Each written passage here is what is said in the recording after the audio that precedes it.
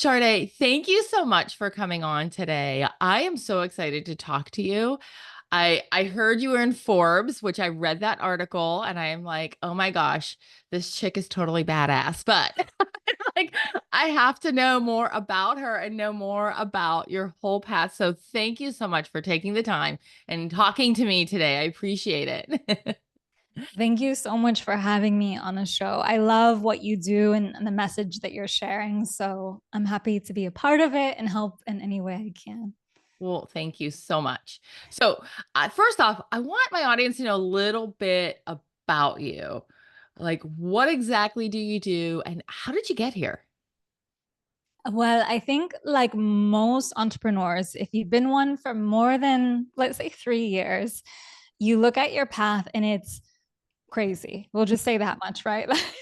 Someone looks I at it, agree. right? Are you there? I agree. People Yeah. wonder, like, how does this is not a normal resume, right? And I think that that's normal because we go through lots of ebbs and flows and pivots. And so I started in corporate. I was in business development, sales, positioning, and that was just my job, always positioning, selling to other businesses.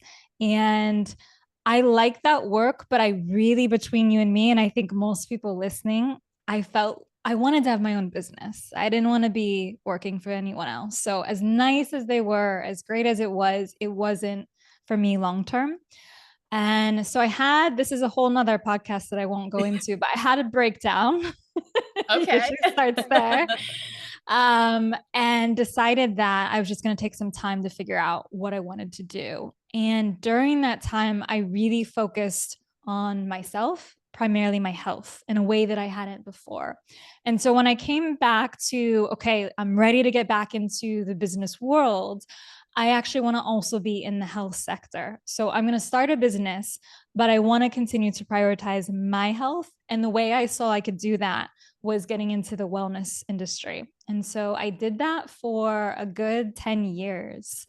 And I really loved it. I enjoyed it. But for me, the part of it that I did then that I still do now was more about the psychology and the habit change than it was the actual fitness or like specific things I was recommending.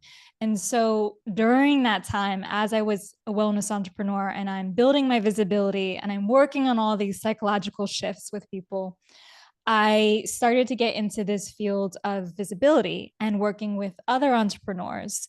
And to me, and I think you probably had this happen too, a lot of people listening, it was just casual at first. It was people asking me, hey, how did you do this? How did you start your podcast? How did you start your business? And I started to get more into that and realized this is really the area I wanted to be. And I officially made that change just January this year. So You're very new on the kidding pivot. me. Yeah, really new on the pivot. Wow. Oh my gosh. I love that. I love that we are right here in the Yeah. beginning with you. That is so Yeah. cool. Because I did see that you have two podcasts Yeah. and one has been around for hundreds of episodes. Yeah. And then I noticed that there was another one that was fairly new and I'm like, "Oh, she had another podcast, but that makes sense, right? You're dealing Yeah. with this shift." Which is great because I think we've all, like you've said so many things where I'm like, oh my goodness, yes, I can so relate. Our resumes are all over the place and it's such a cool feeling when we have that aha moment. We're like, yeah, this is me. Because I think in the beginning, and I'm not going to say this is what you went through, but it kind of sounds similar to what I went through. In the beginning, you're like, oh, I like this. And you've got this big open field of the things that you like. And then as you start doing it for a long time, 10 years, right? Plus, you kind of find out that some of those pieces don't bring you joy and some of them really bring you joy. And you're like, wait, I want to fine tune this a little bit more. And and is that what happened to you? Because I'm going through that also. Oh, I'm intrigued to hear about how you're going through it, actually. Yeah, it is. You've said it perfectly. I think anyone listening, again, you've been in business for, I think it's usually around 3 years. It starts, the ideas trickle in about shifting. I did not love a lot of the norms in the fitness industry. And I found that it was starting to contaminate the way I thought about myself. And I didn't want to show up as the person I thought I needed to be in order to be successful in that industry. A Mm. lot of messaging, in particular, around shaming women, bodies. It wasn't something that I felt aligned with at all. And so it was natural for me to be at, okay, I want to empower people still. I still want to work with women. What is the underlying stuff I've done, and how can I start to do it? But the funny thing is that even with having, now it's 11 years since April in business, I still felt like, who am I to become this business mentor? Yes. Who am I to do this? Oh my God. I feel that. I know. Why do we do that to ourselves as women? Because men don't do that. I mean, some men may, but the majority, they don't. Oh, Right. And I am yeah. constantly beating myself up going, what makes you the expert? And then I'll host something and I say something that I think is common sense and people are like, wow, that was great. I'm like, wait, what? Okay, so maybe I do know more than I think I know, right? You definitely do. And I mean, I think that that's the heart of it, is when I was working with people in wellness, but even now in this last year, working with entrepreneurs, I see that there is so much skill and expertise and uniqueness that you have, but you have to get over this inner dialogue that's stopping you, and also start to recognize some of the things that seem easiest to you. And I know this was for me, are so challenging for other people. And that's often the area to start looking for, Mm. what do you want to do, or what do you want to start to do and specialize in? Yeah, I buy into that. Did you read the Strengths Finders book? Like, are you familiar with No. Strengths Finders? You might like it. It's interesting Ooh. because it talks about that. It talks Yeah. about, it's not really a book, it's a quiz, but it Okay. talks about where are your strengths and then putting your Ooh. energy into your strengths instead of things that you're weak in. But anyhow, we were not going to go on a tangent on that because I want to know more about you. And you had mentioned when you were going through all this, right? That what was really important is changing that self talk and the things that you were saying to yourself. And now, you've realized that like, hey, like this is really important for everybody to be aware of what they're saying to themselves. So, can you tell me like, well, we can go back when you first got into this, or we can talk about what you're going through right now. But I would imagine that there's some sort of an inner dialogue happening. And how does that play into what the decisions that you've been making? Yeah, I would say most of this transition happens when I was moving from corporate to starting my first business, which was the Mhm. fitness one. Because in corporate, you have a certain image to maintain. And if you have quirks, you don't necessarily let them out. And again, I'm speaking, years and years ago. So Right. things have changed a little bit. But I had this obsession with perfectionism where things had to be a certain way because I was in a field where it needed to be that way. I was also very young at the time, selling to much older people, and I felt that I needed to be a certain image of what they wanted. And so, what was very hard for me is to move from, especially when you have a personal brand or you're doing services, you need to be sharing your story, and you need to be sharing these quirks and these different things that you think people might not want, that they might judge you for, that they might reject you for. And so a big shift that you get into is like, it's this vulnerability stacking, where you start with small, tiny vulnerability things that you are willing to share.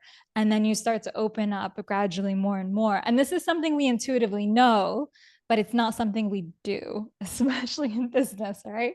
So Yeah. I found that I had to start very small. I mean, small, tiny things. I'm talking about wearing color when I was going to teach my clients. That's not something I would have done in corporate. I was very pencil skirt, black, whatever. I love black.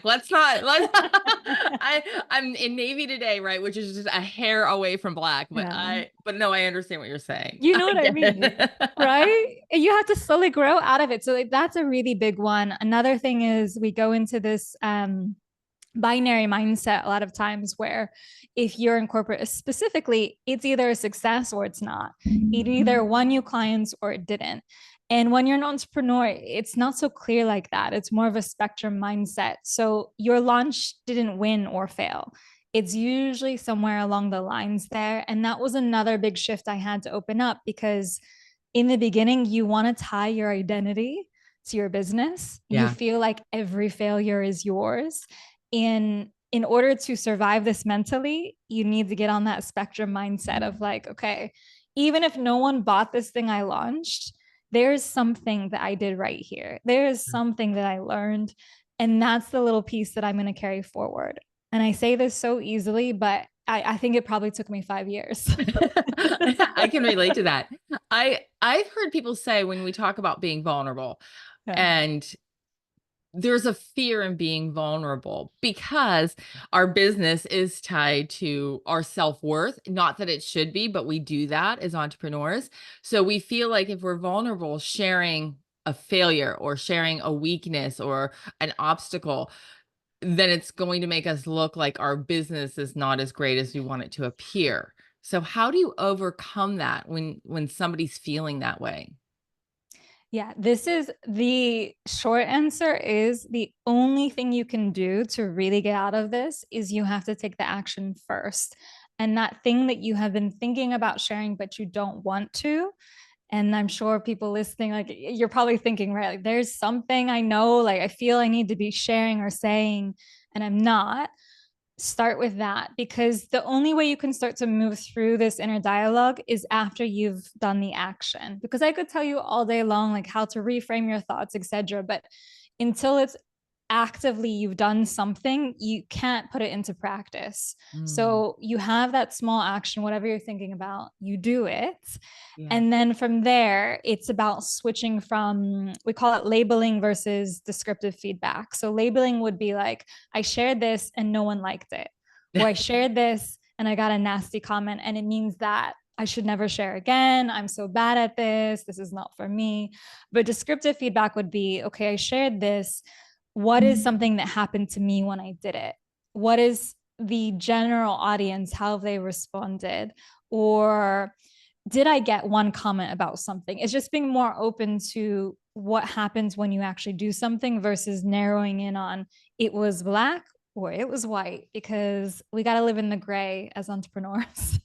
We do. I love that you just shared that because there's so much truth to that. I know I've always been that person for as long as I can remember, that I can hear 10,000 great things about me. But if I hear one negative thing, that's what I'm fixating on. And I'm like, oh my gosh, like I can't believe that, everybody, and it's one person, right, looks at me this way. Everybody else, the 10,000 were just being nice, right? It's the one person that's telling me the truth. But I will do that. And I worked really hard to stop doing that. But I think I don't think I'm alone in that. I think a lot of us will focus on the negative thing and internalize it and start almost try to make it our truth when it may not be. Do you see that as well? Yeah, I mean, I'd love to say that goes away. Yeah. It's kind of like, it's just like, honestly, there's so much parallels with visibility work and wellness, Yeah. where even in wellness, we would really get on the habits and things that people do, but it's a lifetime practice. It's not Yeah. like it just goes away afterwards, because the triggers are always there. And as long as the triggers are always there, the reaction is going to be, and you kind of just learn to process it a little bit better. Yeah. But the tendency to narrow in on this is the one person who rejected me, who criticized me, who didn't like what I did, is so strong. I have a podcast episode where I'm laughing, but like crying inside a little bit too, where I talk about my friends who unsubscribed from my email when I first started. Oh my gosh. Okay, go ahead. Go ahead. I want to hear this. So I had just started and I was so excited because I had learned all this tech. And this was also, 10 years ago now. So it wasn't so easy to do all this stuff. And I remember I was so excited. I sent out a couple emails every week sharing different wellness tips. And one of my really close friends, she unsubscribed. And I remember seeing that and be like, why did she unsubscribe? And I wish I would have handled it better, but I did take a few weeks where I ghosted her.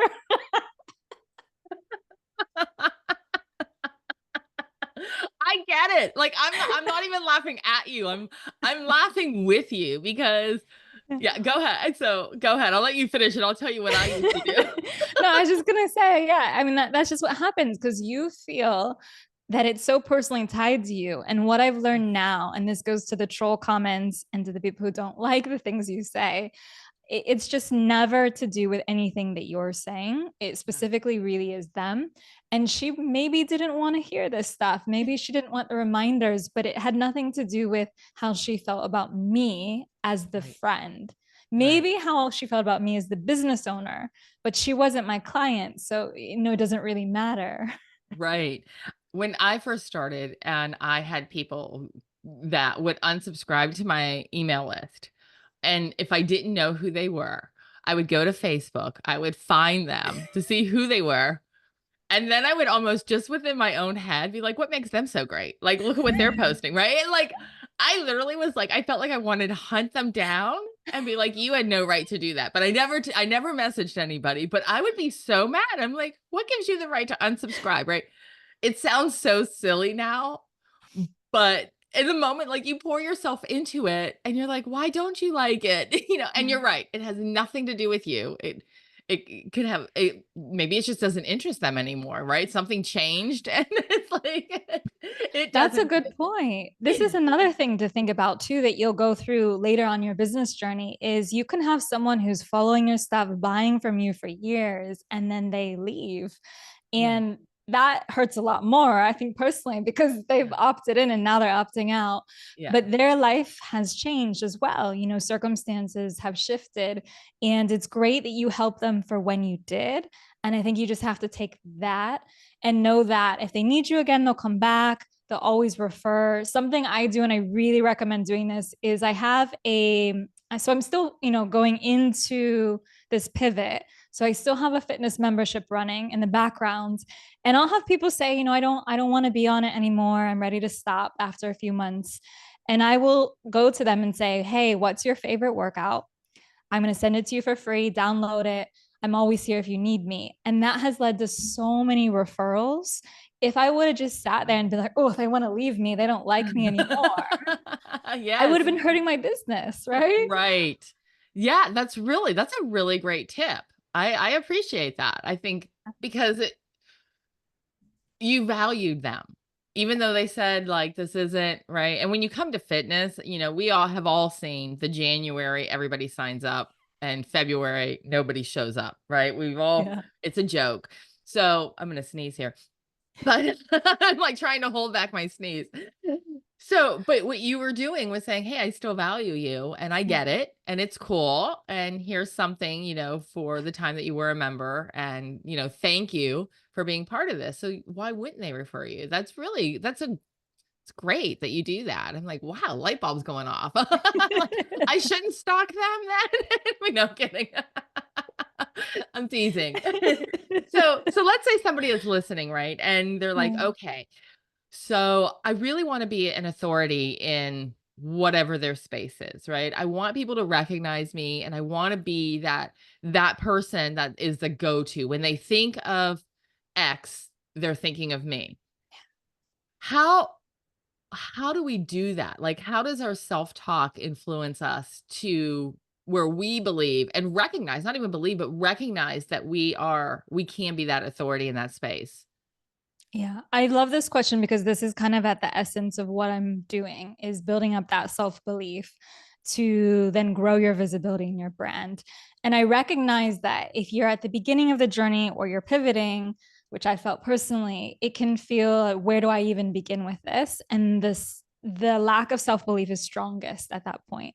And so again, it goes back to what we said before with the action is you have to take some action to disprove all the thoughts that you have because the only thing that's stronger than your thoughts is if you are physically doing something that shows you otherwise. Proof Mm. is here. And so I always say, like, what we're doing right now, having this conversation on a podcast, I think is one of the best ways to really grow your expertise and to grow your confidence because you have this really natural conversation with someone. You talk about what you know, and then you get all this feedback from people who say, I really like that. I found that this was helpful. And all of that encourages you to keep going, and you start growing and growing in terms of the shows and the visibility that you have. It makes a big difference. Are you sneezing? I turned the mic I saw off you to sneeze. I'm struggling like, in the I know background. it's coming. I know it's coming. Yeah. So if you're watching this on YouTube, you can see me turn the mic off and sneeze. That is a true skilled podcast host, one that turns the mic off during a sneeze. I'm sorry, I didn't mean to distract you. No, I think I was finishing it up anyways. The biggest thing is I think you need to speak as much as you can about what you do, and your confidence will naturally grow in it. And you'll get a lot of feedback too, because you'll notice when someone comes back and says, this part stuck with me, or the host says, that's really interesting. And I feel you can start to refine in real time what you talk about, what your expertise is. And when you have all of these people who you've talked to, it does add to your credibility, because you can say, I've been here, here, and here. And I firmly believe that's how I was able to advance in what I'm doing. I know that's how I was able to get into Forbes twice. It's because of always doing this. And when I started, I didn't even listen to shows. Like, I was not a podcast listener. That's okay. That's Now you have 2 podcasts, but hey, and you're on my show, but hopefully you'll listen now. Yeah. But you start out really, so I just share that because it's not as if I knew exactly what to say, and I'd been on tons of stages, and I had never done that stuff. And the first podcast, I'm still shocked that people listen to it, because I think it was so bad.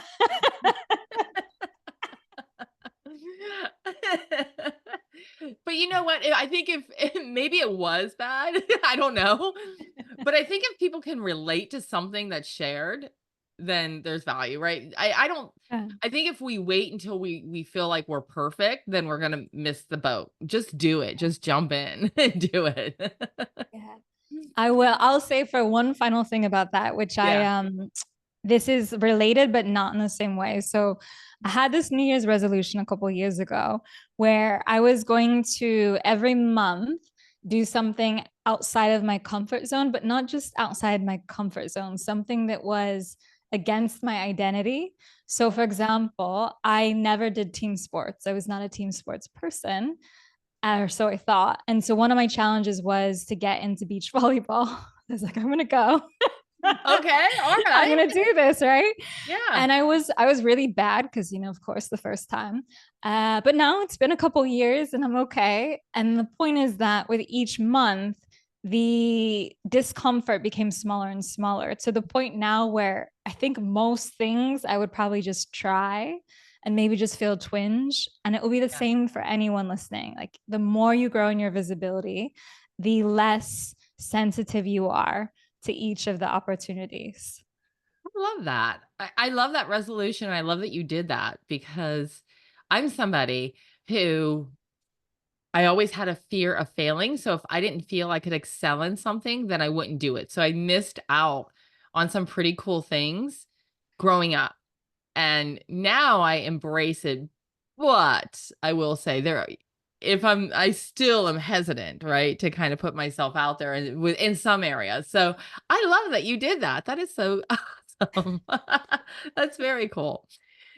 So if somebody is listening and they're like, okay, I hear you. And I understand, that you work with people to get them, to think differently and recognize that they can be the authority in their space.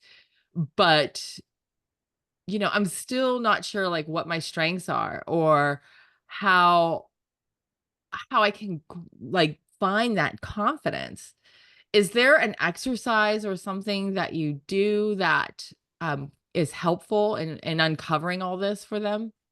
Yeah, definitely. So can I do kind of an abridged version with you? Yeah. Uh-oh. I'm a little nervous now. No, this is a super simple. So this is a Okay. stripped down version of what I would normally do with clients before. For example, like, I also have gotten people to start shows, podcasts before, and there's a lot of imposter syndrome that pops up on that. It's really a lot. So these are some of the questions that I would ask. I'm going Okay. to keep it to 3 with one follow-up one, and Okay. see what you say. Oh no. So I am so nervous right now. I mean, you probably already know your area of strength, but I think this will at least help illustrate to people listening, which is Okay. so what do people always ask you about for like your advice or your opinion? And let's keep it within kind of somewhat related to business. Got it. Yeah. Got it. Digital marketing. And Yeah. because that's what I do. I am the owner of Carbon Silk, which is a digital marketing agency. And I had started this years ago. So because I was probably an early adopter, I would say, with social media, that's what I get questions about social media and Is website and digital SEO marketing. all the time. Okay. So within digital marketing, social media, and SEO are the Yeah. big two areas. Of those, if there's overlap, what do you think about that you could speak about for hours? You wouldn't need to consult any extra information. You would enjoy speaking about it. And it would just kind of light you up, and someone would walk away thinking, wow, I just got so much value from that. So I don't know if there's one component. I would say just improving your online presence and things that you can do, which does kind of encompass social media, website design, SEO, email marketing also, right? But just what that whole online presence looks like. I love that because I think too with these two questions, you notice that the one can be very niche, and then number two brings in kind of the underlying what is my big overlapping skill that I do, increasing people's online presence, getting them more confident. And then you have like all your little niche products that you can do within that. Next question though is, and it might be related, doesn't have to be, is Okay. what's something that feels so easy for you that you can't believe someone would actually pay for it? Or before maybe because you've been in business a while. Right. Oh, that's a really good one. Gosh, I would say, gosh, that one's tough. What would they, I can't believe they would pay for. So easy. I might say again, first two things, right? It speaking because I speak at conferences, but I also get why people pay for that because there's a lot of knowledge. But so I do understand that. But I would say just the core basics of digital marketing, like nothing technical, just those foundational pieces that it's like yeah, you totally need this. Like, email especially probably because most people skip that and they go to social and I can go on a soapbox about all that and I won't. But I would say probably, yeah, just the basics. Yeah. The basics of for online presence and digital marketing and getting out there. This is Yeah. good because you've given an example where, and this is going to happen the more experience you have, where you have multiple areas and strengths you could go into. So the last thing I usually ask is like, what's the one example product area that kind of unites all of those that feels really aligned for you right now? I would say, and it may not be one, but instead of me doing it, me teaching it. Yeah. That's what I love. I love the teaching aspect of it a lot. And I love empowering not just women, mainly women, that's always been my topic, but just to see like what their potential is and just to dig deep into them and say, you can do this. Like we all have the ability to create whatever we want. And of course, for me, that means, in my world, it means starting your own business. It means creating something that's yours and only yours and building it and marketing it. And then ultimately creating this like fabulous life on your terms. Right. So I think I kind of went all over the place with that. No, but you came to the centerpiece of it, which is helping women entrepreneurs be able to get this freedom, this lifestyle by growing a business centered around digital marketing. And I think for anyone listening, those questions, if they listen, they back up and they do a little voice note for each one, because I really believe in speaking your answers rather than just thinking about them. there's a lot more that comes up. You get the words, you get the messaging, and you start to use it around that. And I know I won't go for myself through all these questions, but the biggest one, that last one for me, is like, what feels so easy that people, I didn't think anyone would pay for? For me, it was always pitching and positioning. That was so natural to me that I didn't realize that most people don't do that. Like, that cold Yes. calls are not their thing, and that people don't know how to frame what they do.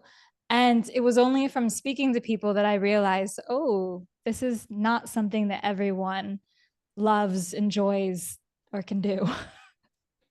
Yeah, those are really good questions. And part of me is like, oh, I wish I had time to rehearse that, right? But I'm glad I got like the knee jerk stuff out, right? But I am going to think about that because it's interesting. They're very, very interesting questions. And it does pull things out of you that I wasn't really expecting, you know? Which is great. Those are good, Yeah. really good questions.